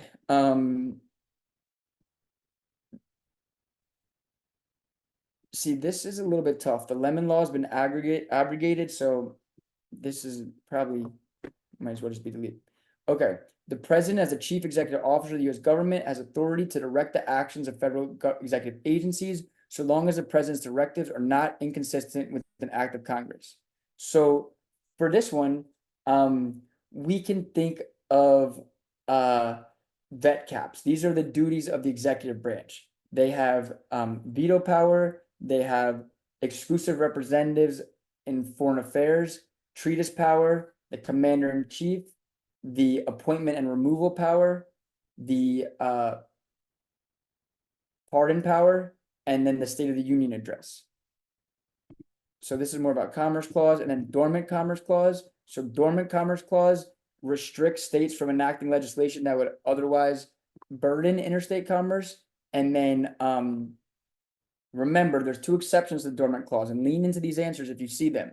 One is the market participant rule. If the state is acting as a market participant, then they're accepted from the Dormant Commerce Clause. Another one is if Congress expressly authorizes the state via statute or some other authorization, then the state can violate the Dormant Commerce Clause under that express authorization. So full faith and credit, like states have to recognize the decision of other states. So unprotected speech could be obscenity, which is defined as a description or depiction of sexual conduct that an average person would find appeals to the prurient interest in sex, portrays sex in a passingly offensive way, and does not have any serious literary, artistic, political, or scientific value. Prurient is defined as not more than nudity, right? It has to be really grotesque. The space on city buses used for posting of placards qualifies as a designated public forum because it's public property that the city has decided to open for expressive use. The decision to create a public forum must be made by intentionally opening a non-traditional public forum for public discourse. So if it's a public forum, then it's time, place, and manner restrictions for content neutral, and it's strict scrutiny for content based. If it's a non-public forum, then it's viewpoint neutral. A non-public forum would be like a prison or a military base or the inside of a teacher's mailbox. Restrictions on content of speech must be necessary to achieve a compelling interest. The only unprotected speech creates imminent loss of action, fighting words, defamation, false or misleading commercial speech, etc. Speech and debate clause, you're protected. We're going to protect legislators from their speech and debate while enacting laws, so they won't go down for, let's say, defamation. Be very hesitant to rule against a tax measure. We talked about that. Privileges and immunities applies only to individuals, not corporations. If you're still awake, and we're almost done now, if you're still awake and paying attention, that could be the difference maker between practicing in July and retaking in July. These little distinctions. Privileges and immunities clause, which prevents states from discriminating against out-of-staters, applies to individuals, not corporations. A classic example of privileges and immunities violation is charging out-of-staters more for commercial fishing licenses. We talked about this before. Bill of attainder, impairment of contracts as post facto. Pretty solid. The market participant rule is not a violation. Anti-commandeering. Age, wealth, all rational basis review. Appropriations clause. Andrew? Yep. Just based off the discriminating out-of-staters, I know this like random question, but what do they say like with schools like FSU that charge more for out-of-state tuition?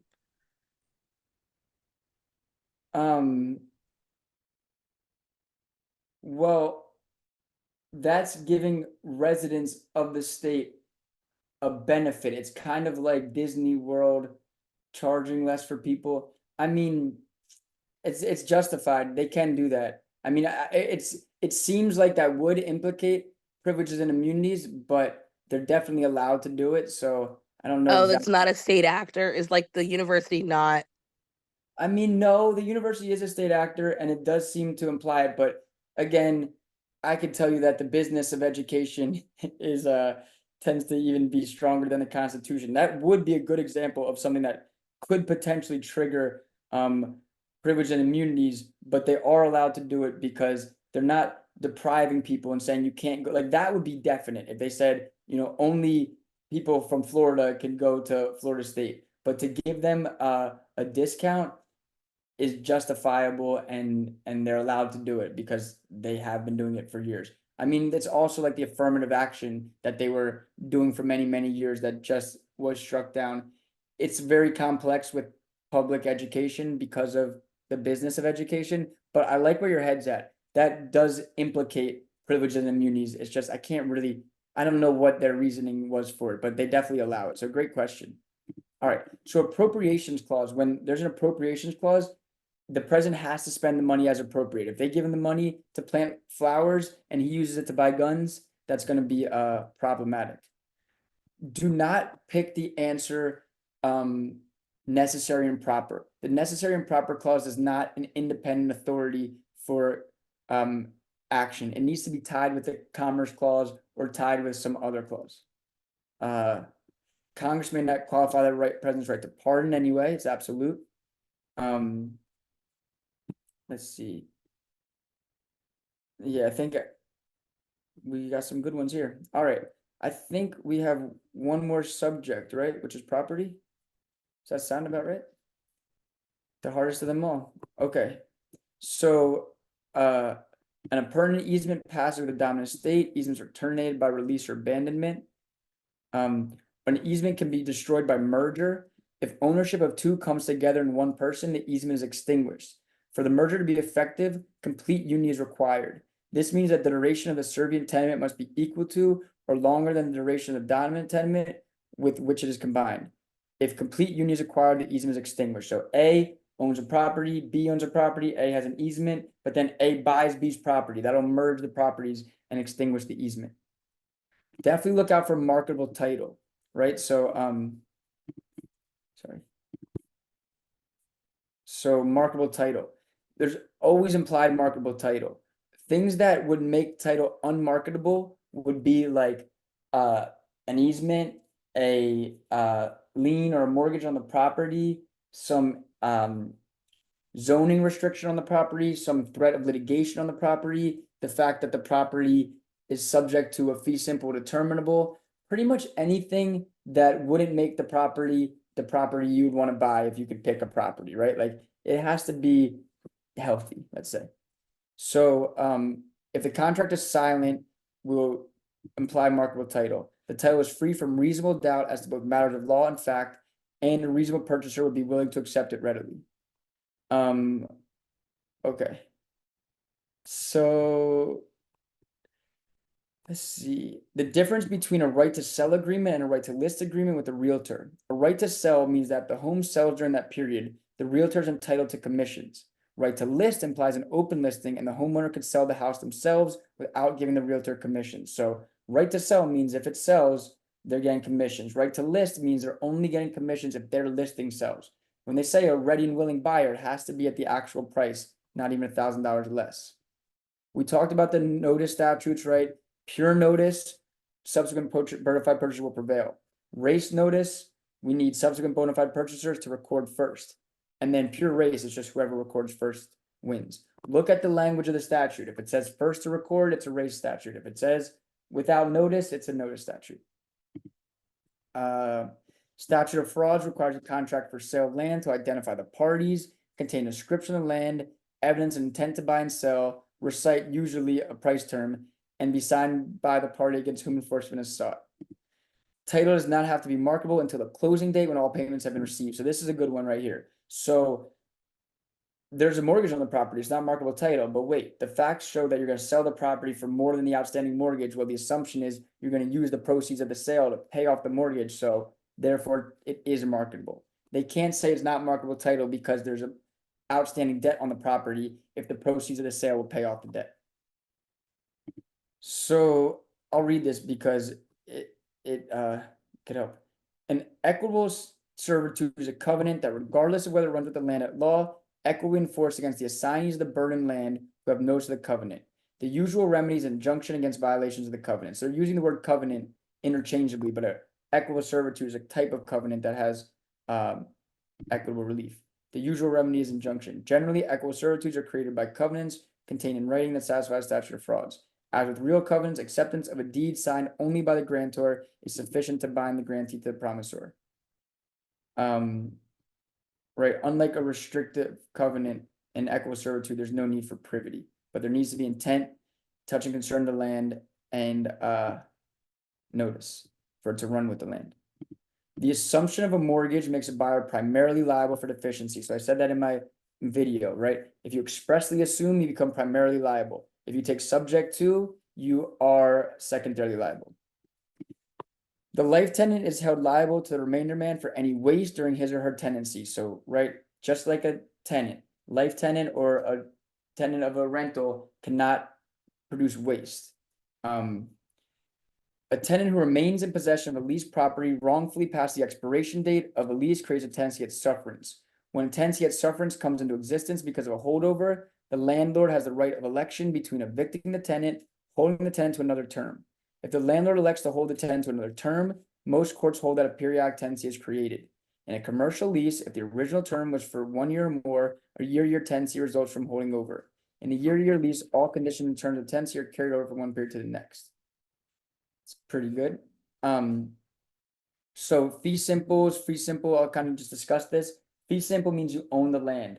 Fee simple determinable means that it's a defeasible fee. There's different types of defeasible fees: determinable, subject to executory interest, and subject to conditions subsequent. Fee simple determinable means that it will automatically revert upon the event, and they have to have durational language. So long as, until, while, for the purpose that does not create a fee simple determinable, and it'll automatically revert back to the grantor. A fee simple subject to conditions subsequent means that the grantor has a right of reentry, and you're looking for conditional language. A fee simple subject to executory interest would be like the shifting or springing executory interest. Definitely, there's that. So with regards to defects on a property, sellers are required to disclose all known defects that will not be open and obvious to a buyer, and are prohibited from concealing such defects in any way. A judgment note or mortgage lien by one joint tenant on his interest in the property does not sever the joint tenancy. Why? Because we assume a lien theory state on the bar exam. We assume lien theory. So a PMM execute at the same time the purchase has super priority. A PMM, a purchase money mortgage, is when the borrower uses the money to buy the property. If the borrower uses the money to improve the property, that's not a PMM. It has to be used to buy the property. So estoppel by deed provides that even if the grantor has no title to the land at the time the deed is delivered, the title automatically passes the grantee when title is so acquired, provided the grantor asserts the quality of title conveyed in the deed. This right here is a situation where Tommy knows he's going to inherit property, so he deeds it to Johnny, and then 5 years later, Tommy actually inherits the property, but by this time he has a girlfriend, so he says, "I'm going to give it to the girlfriend." It's too late. Under this theory, estoppel by deed, the earlier conveyance will be active upon you inheriting the property, and you will be stopped from denying that earlier conveyance. So definitely look for that situation where someone conveyed property they didn't have the right to convey, then later received the right to convey it. It'll actually activate the earlier conveyance. To be valid, a deed must be properly executed and delivered. A deed to a non-existent grantee, such as a corporation that has not been legally formed, is void, right? A deed to a non-existent grantee, such as a dead person or a corporation that doesn't exist, is void. A non-lawyer may draft mortgage documents if they're not doing any legal work or practicing law. Some of the terms, huge terms to know right here, right? These are the final 3 terms to know from the class. I can finally straighten up. Attornment is a substitution of a landlord in a lease. A novation is a substitution of parties, like a tenant for a subtenant who becomes a full tenant, or something of that nature. And then a deed in lieu of foreclosure is, instead of having a sale, we're just going to deed the property over. Now remember, a foreclosure sale will eliminate junior mortgages. This is a common answer on the test. Just like I said earlier, that there are no mandatory presumptions on elements of the crime. Another takeaway from today, that is just a correct answer. Deeds in lieu of foreclosure will not eliminate junior mortgages. All right, so that's the cram guide piece of this all. Special session, I got a student coming up in 22 minutes.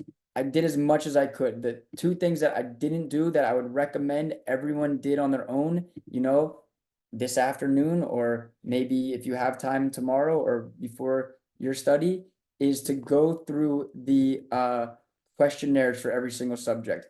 I mean that if you can go through these questionnaires blank for every single subject and recite them, there's no way you could fail this test. You just pull up and be like, what are the statute of frauds? My legs: contract for marriage, contracts that not completed 1 year, contracts for land, executorship, goods over $500, and suretyships. How do you overcome a statute of frauds defense? Swap. Specially manufactured goods, written confirmatory memo, admission in court, promissory estoppel, partial performance. Scroll down a little bit. What is restitution? to disgorge ill-gotten gains, right? That's the contract one. Then you should be able to scroll down to the torts questionnaire, pull it up blank, and be able to just, look at any single one and be like, what's the answer? What's the eggshell plaintiff rule? We take the plaintiff as he comes. If he has a glass straw and it shatters, we got to pay for all the shattered pieces. Market share liability. This is a really tough one, but I want people to dig deep. That means if A, B, and C all produce a fungible good, let's call it a pill, and they're all the same, and it causes damages, and A produces 80%, and B and C produce 10%, 10%, we can assign liability based on the market share. That's a really tough question, super unlikely to come up, but just trying to show you, if you can go through these questionnaires blank, and if you have a study partner, and if you look at the course, everyone was assigned one, you should text your accountability partner or whoever it may be that you're working with and go through these questionnaires blank. Because if you can memorize these code, it is absolutely impossible not to pass this test. So let's see, rational basis with bite. What does that mean? There's certain cases where it can be seen that the government or state acted with animus. So there's actually a little bit heightened standard for rational basis. It usually applies when when the law is targeting sexual orientation. Let's see. What's a prior restraint? Prior restraint is like a gag order where they punish you or they prevent you from saying something before it's even been said. So what's the difference between substantive due process and equal protection? Substantive due process is when the law is depriving everyone's rights. Equal protection is when it's targeting a group of people, right? Again, these questionnaires are good for your health right now. Very good for your health. If you go through them blank and you don't know the answer, look back at our completed questionnaire and fill it in. You should really try to learn these things. So springing versus shifting. Remember, shifting is from grantee to a new party. Springing is from grantor to a new party. The rule against perpetuities, right? No interest in land is valid unless it must vest, if at all, within 21 years of the death of a licensed being at the time the interest was created.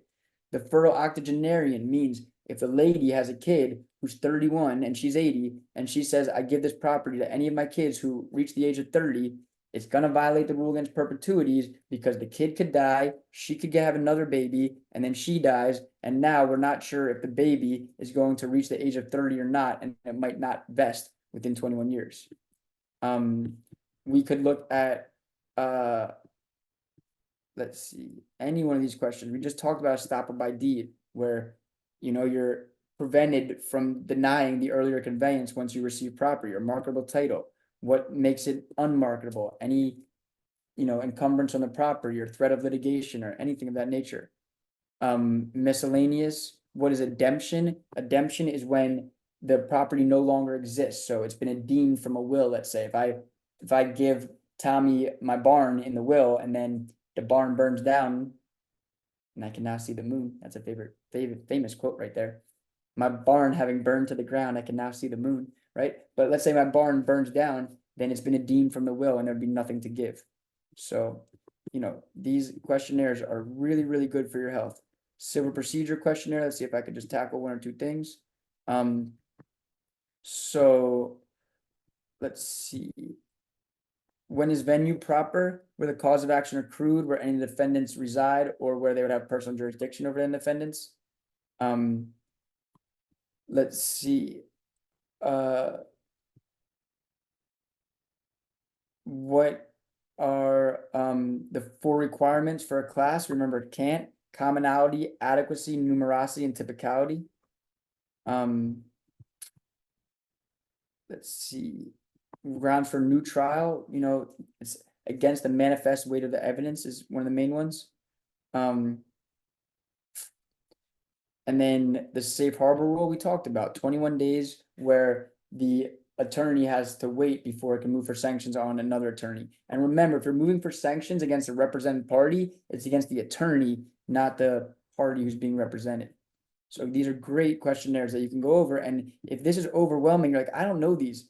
Well, then maybe you could go over the completed ones and just, do that. But I think if you could go over them blank, it's a much better sign because there won't be any completed questionnaires on test day. So if we look at the evidence questionnaire. What's hearsay? Not a court statement proffered into evidence in order to prove the truth of the matter asserted. Let's see. Can a witness's beliefs be used to impeach them? I mean, sure, if it shows bias, look for bias. If they're part of an organization and now they're up against someone who's contra that organization, then it seems like they would be biased. So what's the difference between direct and cross? Well, there's no leading questions on direct, right? There may be on cross, but on cross, it has to only be about the scope of what was covered on direct. Again, you can go through, that questionnaire and really see how well you know this stuff. For crim law questionnaire, it's going to be like defining what some of the crimes may be. Right? We talked about murder, voluntary manslaughter. Voluntary manslaughter, think of adequate provocation, or you slap, I stab, or walking in on the pool boy, sleeping with your wife. That would be voluntary manslaughter. Involuntary manslaughter, think of criminal negligence, like speeding so fast and you kill someone. Robbery is just larceny plus battery, let's say, larceny and force. Andrew? Yeah. Sorry, is drunk driving voluntary or involuntary manslaughter, if you were to? It depends. Drunk driving would be involuntary manslaughter, but if you have a history of DUIs, and it's a felony DUI this time, it could even be third-degree murder in some situations. But technically, drunk driving, just a little bit of alcohol. Not a little bit, but regular amount of, I don't know, having alcohol and then running into someone would probably be involuntary manslaughter. Again, you have to look at the facts and see what the situation. They're like way more, and it could be vehicular homicide, but just given the facts that you're giving me, if someone is negligently intoxicated and hit someone, it would probably be involuntary manslaughter. Maybe it's no crime. You have to see the question. Okay, so imperfect self-defense. This is kind of how you reduce a murder charge to voluntary manslaughter. It means like you used deadly force when you weren't supposed to. Yeah, this is pretty solid. Strict liability crimes like rape, statutory rape or furnishing alcohol to a minor. Remember, attempt is specific intent. So if a Tommy is having sexual relations with Susie and he doesn't know that she's underage, he cannot be guilty of attempting statutory rape. But if him and Susie end up making art, he can be guilty for statutory rape because it's a strict liability crime. But he wouldn't be guilty for the attempt of it if it didn't manifest because he didn't know she was underage. And for attempt, you have to have that specific intent. All right, and then the crim pro questionnaire. Let's see, Fourth Amendment, right against unreasonable search and seizures. Exigent circumstance, right? They hear flushing down the toilet, they bang through the door. Exceptions to the need for a warrant are the spaces mnemonic, searching to arrest, plain view doctrine, automobile exception, consent, exigent circumstances, or stop and frisk. Exclusionary rule, anything that is seized as a violation of Fourth, Fifth, or Sixth Amendment will be excluded, and then anything that follows that is also excluded as fruit of the poisonous tree. Custodial interrogation, when you're being asked questions and you do not feel free to leave, then your Miranda rights attach. Double jeopardy, you can't be charged with the same thing twice, right? So you should go over today. That would be top of my list to do on this beautiful Sunday, is go over these questionnaires, right? And then, the last thing, just to take a minute or two, I would go over these concept quizzes again. I think that they could be really helpful to just kind of see, these are the questions. This is what you might like. This is what you could reinforce. So let's see. Congress, let's do real property maybe. Okay. John grants a property to his daughter Susan for his lifetime and then to her older son Robert. What type of estate does Robert have in this situation? So it's to Susan for life and then to Robert. Does Robert have a fee simple absolute, a life estate, a vested remainder, a contingent remainder?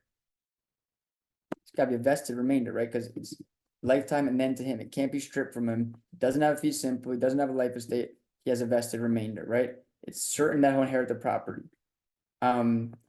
These concepts questions are just kind of be simple and to reinforce, right? And I would highly recommend you just kind of go through these concepts questions, and there's a lot of them, but they're not going to be like real MBE questions that might confuse you or annoy you. They'll just be to reinforce. So if it was me and I'm studying for the MBE, these might be the things that I would focus on: reviewing the concepts questions, going through the questionnaires blank, and then of course the cram guides just over and over and over again. One last thing that I'll show everyone so that you know how to access it is in the MBE at the way top. I tried to put the most important things at the way top.